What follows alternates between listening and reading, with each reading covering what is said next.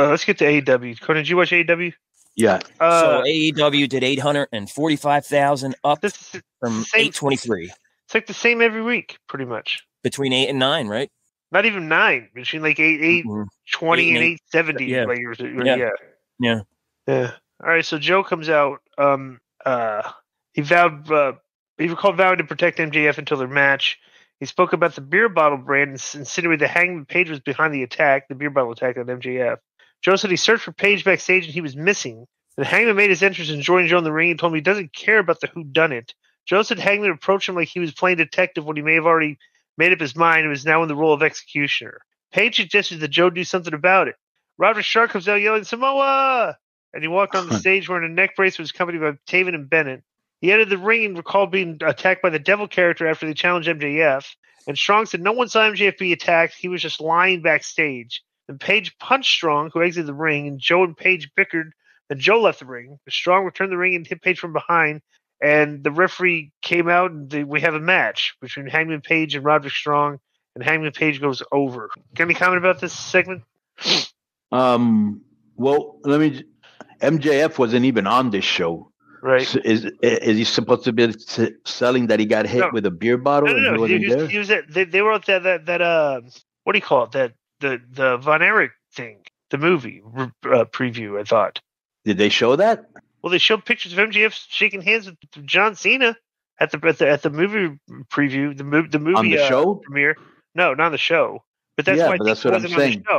Okay, yeah, but they never said anything why, and I was just wondering. Well, I'm sure they were still on the beer bottle attack from the week before. Yeah. So, good match. Roderick props me when he screams, Samoa or Joe or whatever. Mm-hmm. He knows it's over, so they're putting it and everything he does. That was a really good match with Hangman. The two guys tried to interfere. He fought them off and got a good win. It was a long match where they both looked good. Yeah. So next, if you Brody there's a Continental Classic Tournament Blue League match with Brody versus Andrade El Idolo went over in this. Bro, this new school way of wrestling, they do some weird spots in there. Like I don't like this thing where it looks very cartoonish to me. A guy is like standing in front of you, okay, and literally. The wrestlers to do this, they'll literally turn completely around, like where your back is like now the opponent is directly behind you, standing there. It's like they turn around and then they start running to hit the ropes to like gain up speed to like do a move, and it looks so ridiculously cartoonish when they do that. Explain that move again. So say me and you are standing, I just kick you in the stomach, okay, right. In the middle of the ring. Okay. Right. So instead of kind of like, you're right in front of me, instead of like turning and kind of like just like I start running, but I'm turning around as I'm running to hit the ropes to come back and hit you. Bro, these cats today will like stand there, like kick you in the stomach, turn around like do a 180 and like start sprinting towards the ropes. Right. it just looks like so unnatural of something that somebody would do. And if you're out there fighting the guys, like it's not, I don't know, it looks absurd, and then everybody does it. And if you start looking at it, like when they do it, you'll notice it more because it looks. I'm going to look for it because I'm not sure what you're talking about. And the only thing I can think of is they're hitting the ropes to get some speed. They are, but the way they're doing the execution looks comical because they're like, instead of just like, start back, you're going to, I kicked you. I'm going to hit the ropes, but I'm already taking my first couple steps. I'm backwards. Then I'm turning as I'm running to the ropes. These guys will just stand there, turn around, and then start running. Right. What used to be very comical to me that you were seeing this 10, even 15 years ago. Remember how the women would lock up? Yes. All of them. They'd jump into it. Yeah, right. Yeah. Right, exactly. So that was a 14-minute match. I'm sure everybody I don't know. That's what this whole point of this tournament is. Just throw these guys out there for these matches. Yeah, there's no storyline, so it's not that interesting. Yeah, it's a good match. Okay, all right, here we go. I'm going to give you the updated Blue League standings. Okay. Right. Andrade's in first with 9. Right. Brody and Danielson have 6. Claudio and Eddie have 3, and Danny Garcia has 0. Poor Danny Garcia. Yeah. Okay, so backstage, Renee Paquette interviewed the Von Erichs, Kevin and the kids, Ross and Marshall. And that's how they came to be in AEW. And Kevin said he loves AEW. Said he likes it. I just thought it was funny. He said he likes the style and has a lot of friends in AEW. And then Orange Cassidy, Danhausen, and Trent Beretta showed up. Then Cassidy invited Ross and Marshall to team with him on Rampage. Beretta took issue to that, and Danhausen weren't invited to team with Cassidy. He and Danhausen weren't invited to team with Cassidy, who simply said they were in Texas, which Beretta accepted. And then they all put their hands together. What'd you think of this? Very cheesy, Mayor McCheese, cheesy. Yeah. All right. I'm gonna read this sentence to you, and if you tell me if it does it justice. And what we talk about constantly, and for a person of this stature to be doing this on the show is I think it's problematic of the culture of these indie guys and how they, when they've gotten on TV, they haven't figured things out. Let me read the first sentence of Jason Powell right here. Kenny Omega made his entrance in non-wrestling attire. Oh. Okay. Non-wrestling attire is, you got that right. But this is like attire that you shouldn't have been wearing out on television if you're supposed to be a big star in this company. He had on shorts, sneakers with no socks, and just some long sleeve shirt that had like some design on it that you couldn't tell. I don't even think it was long sleeve. I think it went to his elbows. Yeah, elbow, like three-quarter sleeve. But let me... And he's out there with Jericho, who's got his leather jacket on and stuff. Right. I mean, Jericho came dressed. The leather jacket with spikes. Yeah, he got the leather jacket with spikes. He's all dressed up. And this guy, this is exactly what he looked like. And where were they yesterday? What city? Cleveland. No. Texas, right? Texas, because of the Von Erichs. Yeah. Okay, so it's still cold there. This guy looked like he was headed to the beach. That's how he was dressed. So he dressed, yeah. Like he's gonna walk. He's gonna go walk to the beach. Yeah. Okay, so they recapped their issues with the tag team champions, Ricky Starks and Big Bill. Jericho blamed Starks and Bill for he and Omega not appearing on television lately. And he said he thought of what he would say to them for the last 3 weeks and then called them out. So they come out, and Starks asked the fans if they missed him. Starks said he has nothing against Omega and thanked him for AEW. But he said Jericho sucks the life out of everything. Starks asked him if he really thinks he can trust Jericho, pointed what happened to the Inner Circle and the Jericho Appreciation Society. Then Bill told Omega to think of the things that Jericho has done for him, and he said no one would be surprised if Jericho turned on Omega too. Omega said Jericho knows he doesn't trust him. Then Omega brought the Firm faction and asked the fans if they remembered it, then said he couldn't say that he did either. He said the Firm was more like the Flaccid. Omega announced that he and Jericho will take the AEW Tag Team titles from Starks and Bill at Worlds Collide. Starks accepted the challenge. Starks said he hopes Jericho remembers January when he beat him on Dynamite, and Bill pointed out that Starks actually beat Jericho twice. Starks said he knows Jericho in and out. Then Starks said he and Bill are the best tag team, even though they don't have a name. And Jericho said, well, they could fix that. Don't you call yourselves? It was actually censored what he said. Some fans chanted it, which is weird because they don't censor out anything else. Jericho said he could do better, was censored when he suggested Rick. Omega asked if it was his first day on the job. Then Jericho said they could call them the Big Billy Starks. Starks said that one fell flat. And he also gave Jericho get his clothes in hot. That was no lies. Jericho said Starks was a less charismatic version of Enzo Amore. Omega said Enzo at least talked to Big Bill and didn't steal the full spotlight. Starks fired up and said if they won a war, they would get one, and called them the Winnipeg Scumbags. And Omega mocked the Scumbags' name and then did his usual closing line.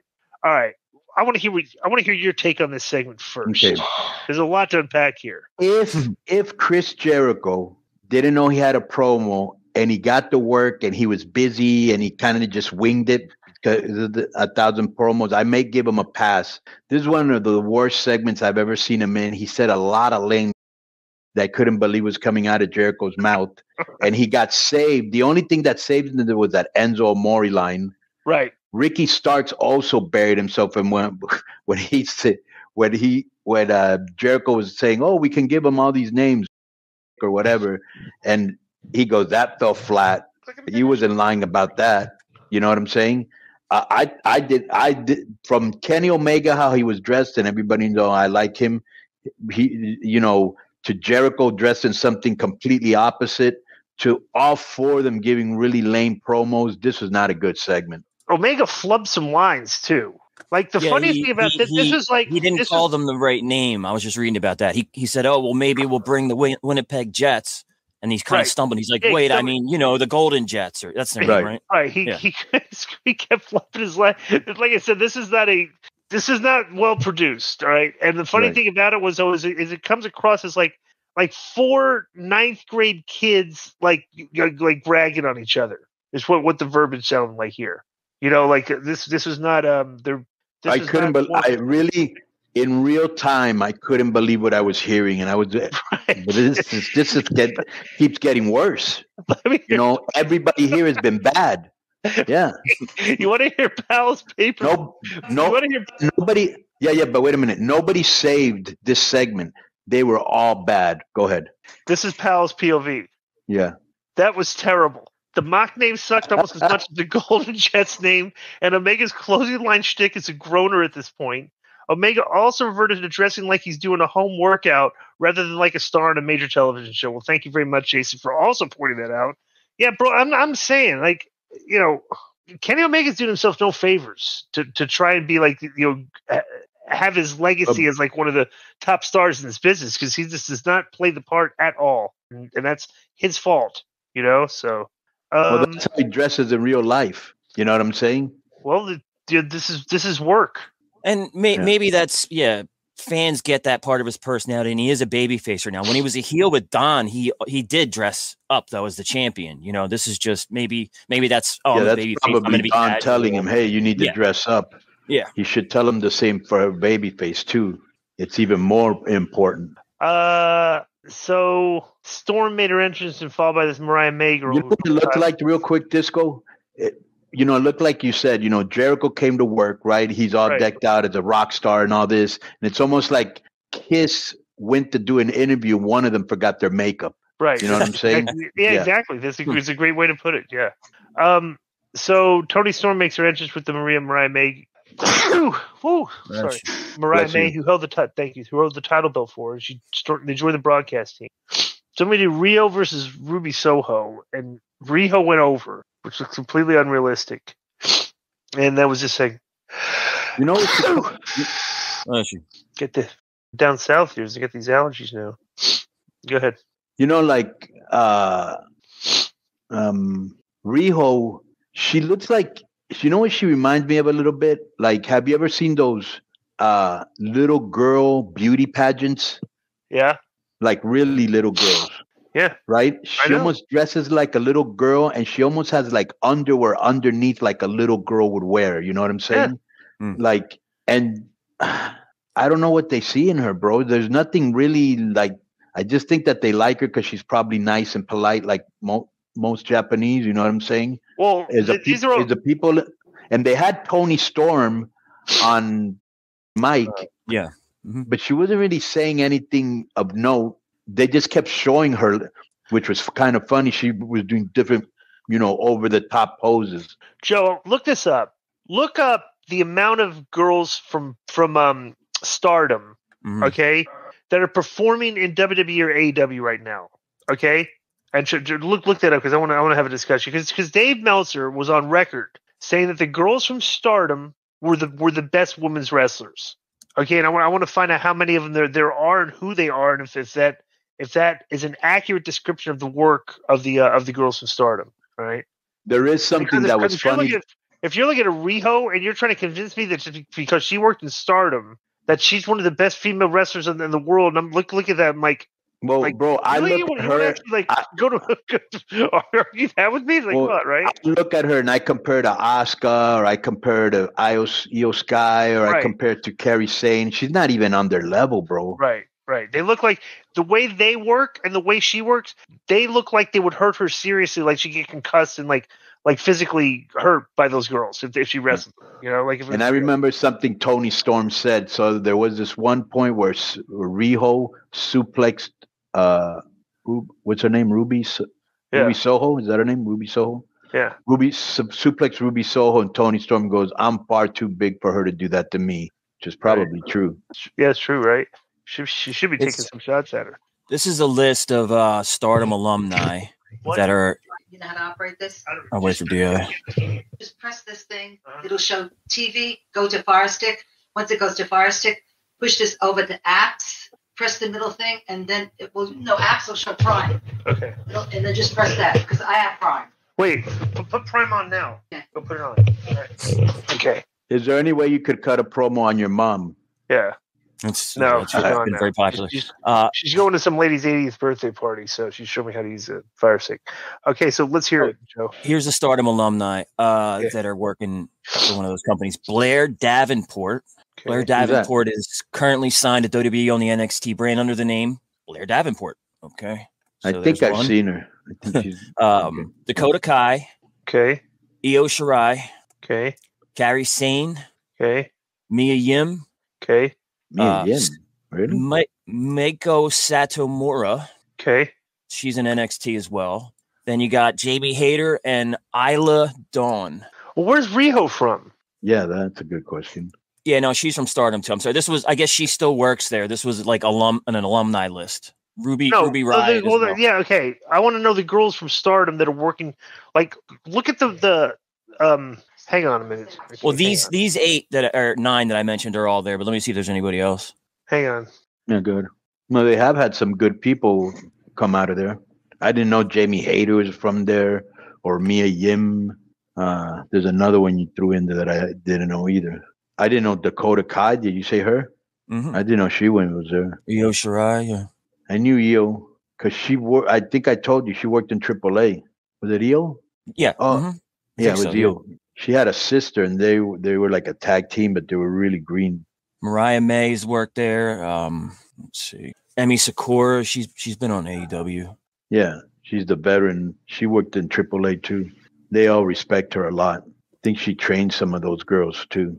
It's really a shame, man. These matches have been really good. Those Continental Classic matches. Yeah. But I'm not interested, bro. Because every match, you know who's going to win. There's been no upsets. And there's no storyline, no video packages, no nothing. You know, like I told you, UFC does that. You know, they do that great. They give video packages on everybody. Every fight. So, you know, yeah. We can't hear you. You're muted. Oh, yeah. You're muted, yeah. You're muted. So who are the names of the girls that are in Stardom that are in AEW right now? Yeah, not the alumni list. Was Kairi Sane in AEW? Kairi Sane, no. She went from Stardom. She toured Mexico, Spain, England, France, and she came to the States for. Okay, well, NXT. Who about the AEW girls? The AEW girls that were in Stardom. Jamie Hayter. Rio. Rio. Okay. And that's it, right? That's it. Yeah, all the other ones listed here are all NXT girls or SmackDown. Really? Yeah. There had to be more. What about the Emi Sakura? Yeah, I said her. Yeah. You did? Uh-huh. Yeah, but you had left. Oh yeah. Okay. Well, that's what I'm saying. I want to hear the ones when I left. Oh, that's it. There's only 3 girls from Stardom in AEW? That are used with any regularity, yeah. Well, no, but I want the ones that even aren't used regular. I don't think you would know, right? Yeah, I think that's it. What about Abaddon?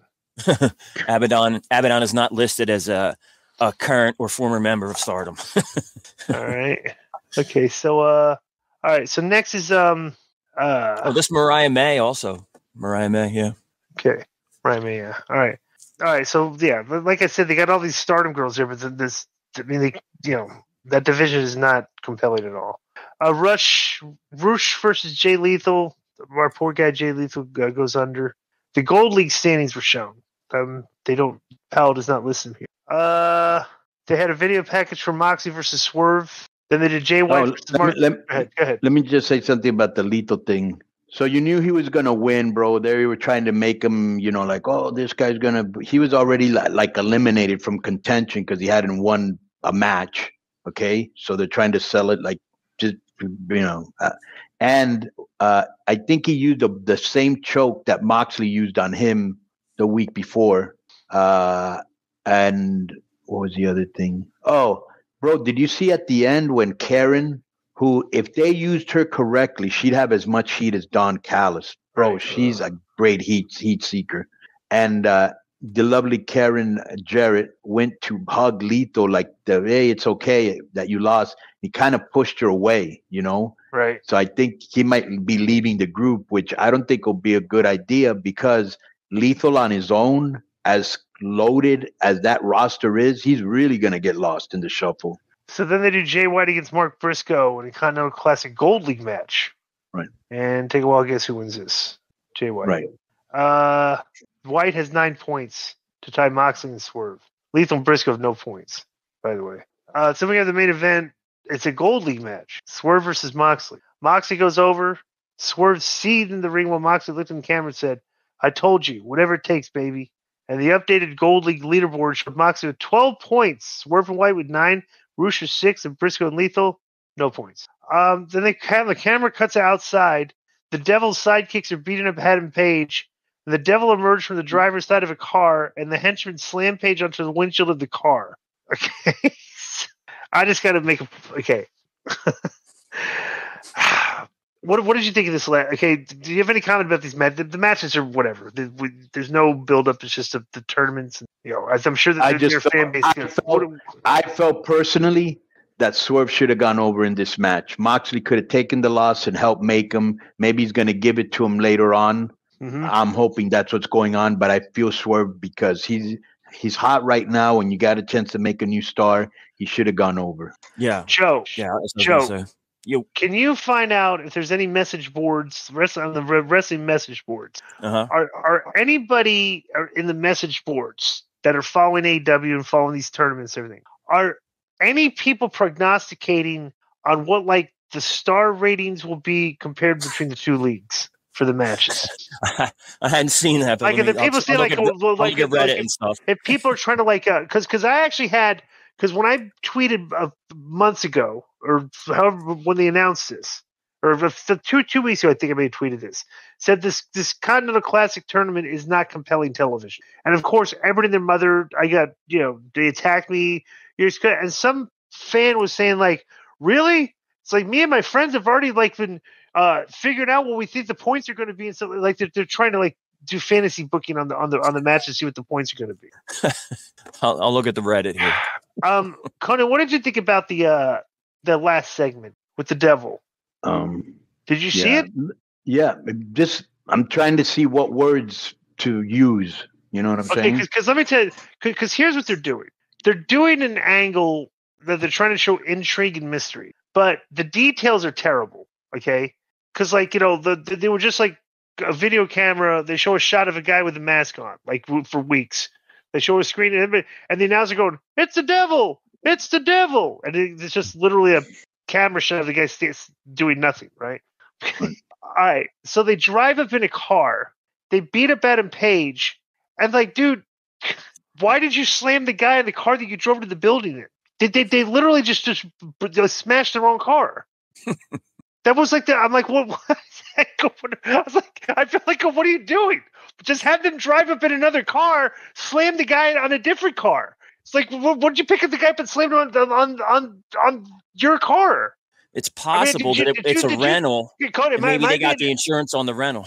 Well, am I being? Well, yeah, but still, park the rental and use it for the spot energy. They don't have to be driving it. Yeah. Am I being too nitpicky, or because if I was in the creative meeting or the production meeting, if they had one, I would say, why are we smashing the car that they drove here in? That looks really stupid, and it does look stupid that they did that.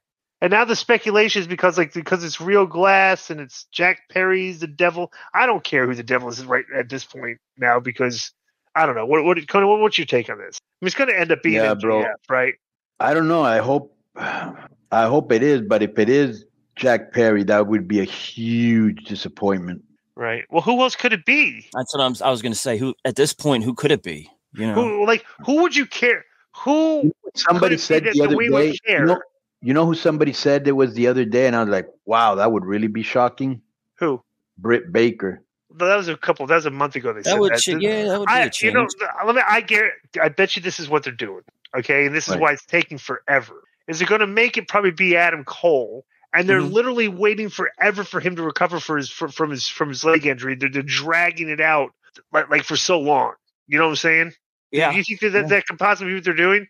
Because literally, he's a long way away. If we got both ankles worked on, so I'm saying. but look at how they're dragging this out. Yeah. Like, what happened to the tag match? They were they still are supposed to have a tag match against Joe and what's his name against two of those guys. Well, maybe they will. Right. I don't know, man. I just think this is one of those situations where they don't know exactly what they're doing here. You know, because like this is something that needs like detail, and it's they get the devil and his crew are beating up everybody. Right. Well, what they're doing is so you won't think that person was involved. Right. But there's not many. Right. Because who are the? It's like okay, like who could this be? All right. I Jack thought Perry, Adam Cole, right. Hangman Page. That's literally the only three people that are Roderick Strong. Okay, but I think didn't they beat up Roderick Strong at some point? I don't know. Yeah, but I don't know. Well, I didn't find any speculation DI on the star ratings, but I thought you guys would like this, and maybe I'll even copy and paste this to you guys every week. From the Reddit here, AEW stats from Dynamite. So it lists the show runtime, the total time of in-ring action. Just so you guys know, in case you were curious, 56.45% of the show was in-ring action, while 43.55% consisted of promos, transition time, backstage segments, and commercials. Now, in the Roderick Strong Page match, Roderick Strong executed 5 knockdowns, 8 takedowns, 8 chops, 27 head strikes, and 27 body. I don't want to hear that, Joe. This is for every match. Like, bless his heart. You really gotta be. Think about that. It's like if you're watching, if that's the way you're consuming professional wrestling, like you've completely missed the plot. You know what I'm saying? Like all they're looking at is like they're getting technical on the match strikes, like what they're doing physically in the ring, like whatever strike, and they're just glossing over the rest of the promos and stuff. It says like 46 minutes of non-in-ring action or non-in-ring talk. Like they just lump it all together. Like the promos under too, or no? Like the transcript of what was said. There's nothing listed regarding promos, just match stats. Like I said, strikes, chops, takedowns.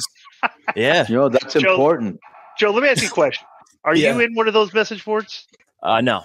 You know he is. I googled AEW Reddit. I kind of want to follow this guy's stats report for every week. I need to know how many strikes to the head Moxley. How many chops? I didn't even know that was a thing. Well, so the conclusion for this show, like I said, when MJF's not on the show, it's not very compelling television. The Jericho segment, I felt bad for Chris because that was kind of lame. Yeah. I wish Chris Jericho, you have turtle heat with me. Do you remember that turtle he had heat with back in the day when he was riding his bike, Disco, or no? Yeah. Yeah, he's got turtle heat with me. Yeah. So there really wasn't much I liked on the show because everything was tournament matches, and I'm not gonna lie, I'm not compelled by that tournament at all. And it shows in the ratings too. It's like literally this tournament has been filler for soap opera storytelling and creative is about the best way I just could describe it. Would you agree? Yeah, I don't know. I don't know anything on the show that I really liked. I did like the Brody Andrade match, right? But there's really nothing that I can remember on the show that I liked. I like Toni Storm doing those old school poses while she was on commentary. Mm-hmm. I don't know that there's anything else I liked on the show. Yeah. Do you or Joe? Joe, did you watch the show or no? Yeah. Well, yeah. But what you like? I said before about something. I had it on, but I was doing other things. I wanted to see Swerve win that match. I think that would have been way more valuable win for him than Mox. But I like that match. I have a feeling they're going to do it in the future. I have a feeling. I would hope so. In the tournament. Yeah. Oh, maybe in the final. Yeah. But the devil thing isn't doing much for me. I liked Andrade. His performance was good. The henchmen come off JoJo. Yeah. I'd like to see. I don't think I can remember. I know he was a tag champ for a minute, but I can't remember Jay Lethal winning a singles match. I don't know. I'd like to see him get more of a shot, but it was a Dynamite. It was what it was. All right, so that's been our AEW Dynamite review. Boom.